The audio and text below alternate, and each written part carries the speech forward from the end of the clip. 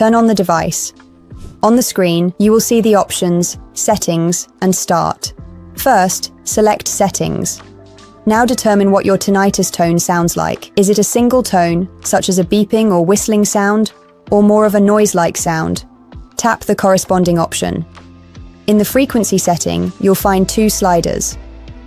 The top slider is for coarse adjustment, and the bottom one is for fine-tuning. Additionally, you can tap on Volume at the top of the screen to use another slider for volume control.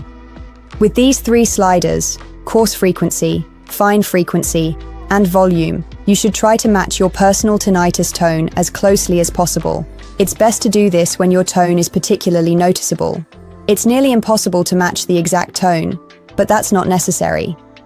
The device automatically removes a 200 Hz range around the tone you identify. For example, if you find your tone at 8000 Hz, the range from 7900 to 8100 Hz will be filtered out from the music. Once you've found your tone, tap the Home button in the center at the bottom, the icon with a house or arrow. This will save your setting. Now go back to Start. To begin the therapy, tap the yellow field on the bottom left, and once again choose whether it's a single tone or noise. Then tap the blue field on the bottom right and select Mask. We recommend this function, as around 95% of patients respond positively to it. On the right and left of the screen, you'll find controls for the warmth of the in-ears. The temperature can be set up to 45 degrees Celsius, 113 degrees. Set the warmth as high as is comfortably possible.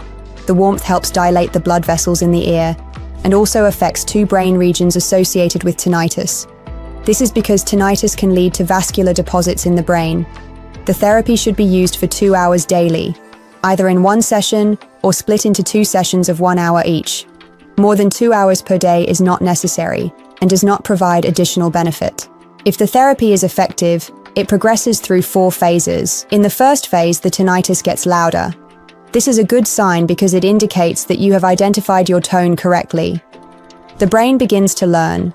The tone is no longer present in the music, so it tries to find it and increases the volume. During this phase, you must keep the settings unchanged. Only when your tinnitus tone changes or becomes quieter in the second phase should you determine the frequency again. If nothing happens at all, the tone was probably identified incorrectly.